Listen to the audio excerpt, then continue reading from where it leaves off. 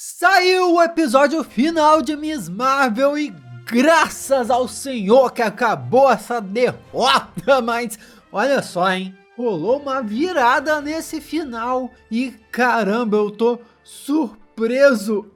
X-Men! No finzinho, a série salvou. Olá, como vai? Tudo bem? Eu sou o Miguel Loquia e esse é o meu primeiro vídeo de análise do episódio final de Miss Marvel. Porque mais tarde hoje vai sair um vídeo desmontando esse episódio, porque eu quero comentar um pouco melhor alguns detalhes e tudo mais. E também vai sair um vídeo falando especificamente da cena pós-créditos, tá? Porque tem aquela cena pós-créditos conectando a The Marvels que merece um vídeo próprio. Nesse vídeo aqui, vamos nos focar a falar só sobre o desenvolvimento do episódio e aquela revelação lá que não poderia ser mais evidente do que foi. Pô, Kamala Khan é uma mutante! Gente, o que a Marvel tá fazendo? Mas já vou te pedir para se inscrever e ativar as notificações para quando os próximos vídeos saírem, você ser avisado e já ficar esperto. Adoraria ter a sua companhia aqui com a gente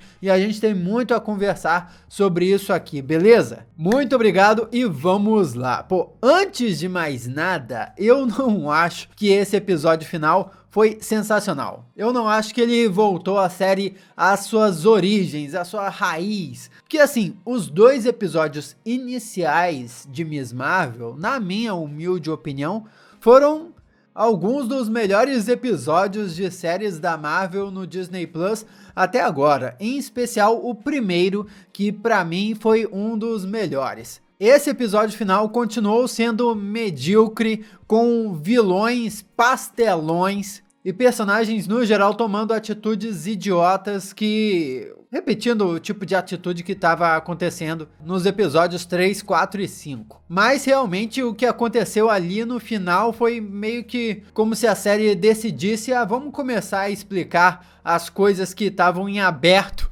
na série durante a série inteira, sabe? Não explicamos isso durante a série inteira, mas vamos começar a explicar isso agora no finalzinho e depois na cena pós-créditos. Que na cena pós-créditos começaram a explicar a questão dos braceletes e no finalzinho, esse finalzinho que pode muito bem ter sido gravado, sabe, meses ou semanas depois do fim das filmagens originais da série, decidiram explicar os poderes, a verdadeira origem dos poderes da Miss Marvel. Mas vamos chegar lá, tá? Que vamos começar pela parte ruim. A controle de danos. Acaba que a controle de danos foi mesmo a grande vilã dessa série. E que bizarro isso, né? Porque foi uma vilã que apareceu só nos primeiros episódios, depois foi ignorada para voltar agora no final. Os grandes vilões que foram apresentados e desenvolvidos durante a série foram os clandestinos. Mas os clandestinos foram rapidamente desenvolvidos, deixaram a cria deles ali no Kamran, mas o Kamran acabou não se desenvolvendo para ser um vilão nem nada disso.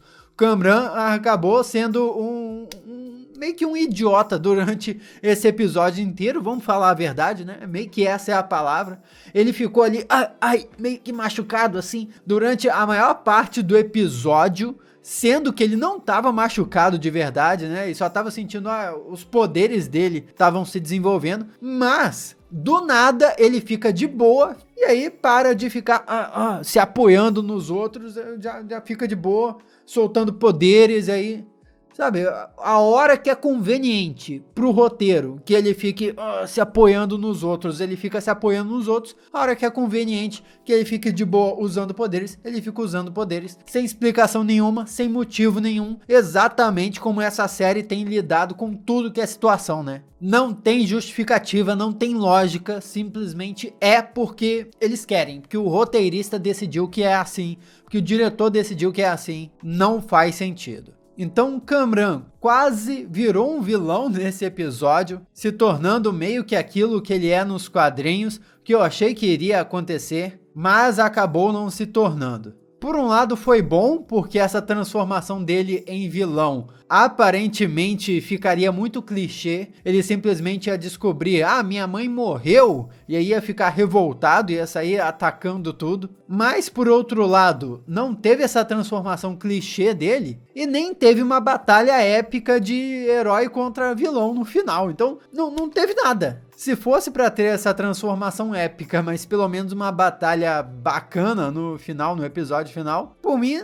tava aceitável. Mas no fim das contas só ficou o controle de danos mesmo, que tava sendo passado a perna por um bando de criança e o irmão da Kamala lá dentro da escola. Os caras estavam piores que vilões de Esqueceram de Mim, né? Eles armados com armas ali pra atordoar e simplesmente não atiravam com frequência. Eles podiam ter atirado em vários momentos ali para derrubar o pessoal, mas não atirou pro pessoal ter tempo de fugir, simplesmente porque a história da série pedia. Não fez sentido também. Mas aí, enfim, uma das coisas que faz mais falta dos primeiros episódios pros episódios seguintes dessa série são aqueles grafismos que apareciam na tela, né? Animaçõezinhas, desenhos e tudo mais, que eram uma representação da imaginação da Kamala Khan. Isso não aparece com frequência desde o episódio 2. E eu tinha uma pontinha de esperança que nesse episódio final isso pudesse voltar. Não voltou, né? Teve aquela montagem do plano da Kamala, que foi um esboço, uma tentativa dessas animações voltarem, mas não chegou nem perto do que era no primeiro e no segundo episódio, infelizmente.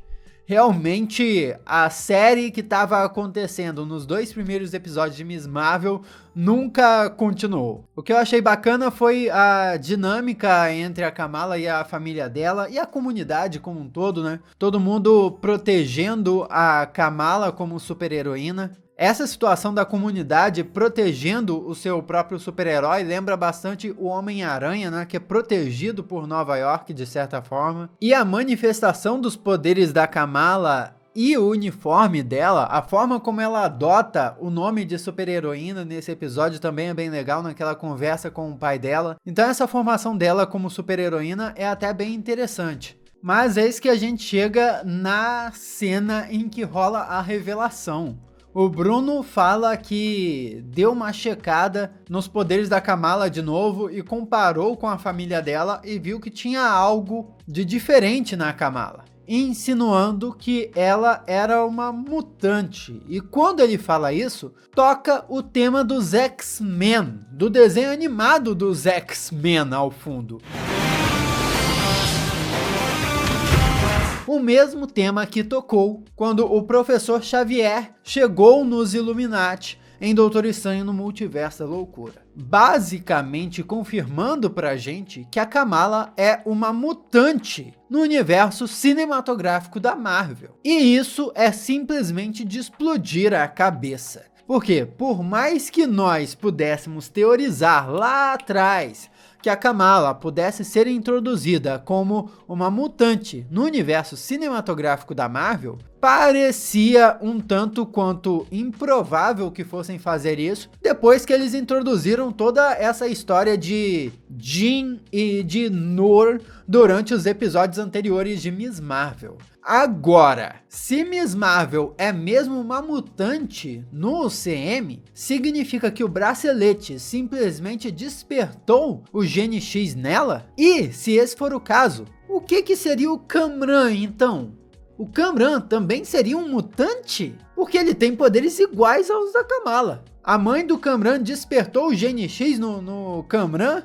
Por um lado, isso parece um improviso gigantesco da Marvel Studios. Lembra quando eu comentei no início do vídeo que essa cena final aí, em que o Bruno comenta, insinua que ela é uma mutante, pode ter sido filmada meses depois do fim das filmagens originais de Miss Marvel? Pois bem, eles podem ter inventado, introduzido essa história de que a Kamala seria uma mutante depois de terem filmado e desenvolvido essa história toda para a série de que ela seria uma Jean. Porque se eles tivessem pensado que ela era uma mutante desde o início da série, não precisariam desenvolver essa história de Jin em momento nenhum. Inclusive, essa história de Jin é uma bagunça, não faz sentido nenhum. É o que bagunça a série inteira. Se não tivesse essa história de Jin toda, estaria tudo maravilhoso, sabe? Poderia ser a Kamala mutante desde o início da série. Os poderes dela são um mistério mesmo.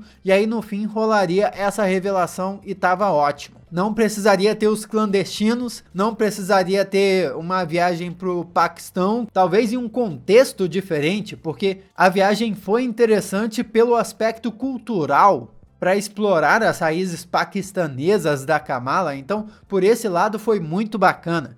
Foi estranho pro desenvolvimento dessa história de Jin e não sei o que. E realmente agora quando você pensa que o Kamran ganhou poderes a partir da mãe dele e poderes que são iguais aos poderes da Kamala, você pensa, pô, se a Kamala tem poderes porque ela é uma mutante, então por que o Kamran tem poderes iguais também? Nós imaginávamos inicialmente que os poderes deles são iguais porque são ambos poderes vindos do Noor, que é aquela dimensão lá dos Jins. Aí se o poder da Kamala é do Gene X, é porque ela é mutante, pô. Acho que a Marvel no UCM vai ter que dar um malabarismo aí para justificar os dois terem o mesmo tipo de poder. Talvez o simples fato da Kamala ser mutante e também meio Jin seja desculpa suficiente para isso. Os poderes dela são porque ela é mutante, mas também porque ela é uma Jin.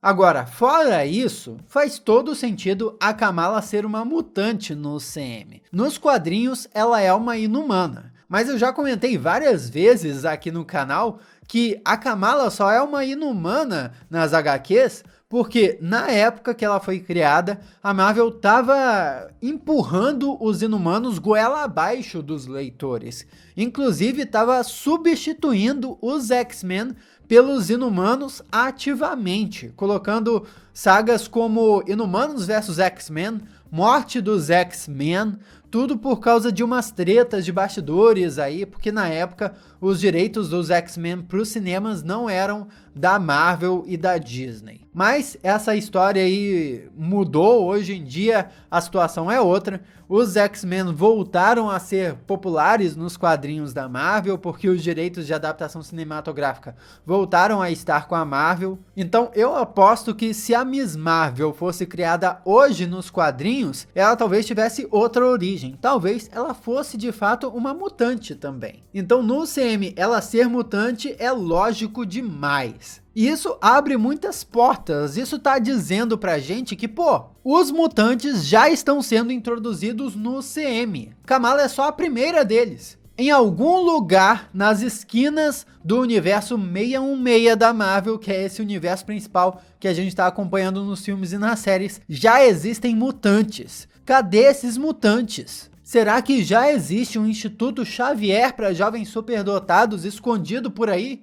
Isso é um forte indício de que uma produção em live action dos mutantes e dos X-Men está muito mais próxima do que a gente imaginava que estaria. Talvez um filme dos X-Men, ou um filme de algum mutante como Wolverine, por exemplo, esteja pertinho de ser anunciado. Eu fiz um vídeo recentemente aqui no canal falando sobre um possível próximo filme do Wolverine, por exemplo. Então as peças estão se encaixando. Comenta aqui o que você achou disso tudo, vamos trocar uma ideia a respeito. Logo mais sai o vídeo sobre a cena pós-créditos e o meu vídeo desmontando o episódio. Os vídeos vão estar aqui do lado quando saírem, é só clicar e assistir. Muito obrigado pela sua companhia fenomenal. Eu sou Miguel Loquia e a gente se vê na próxima.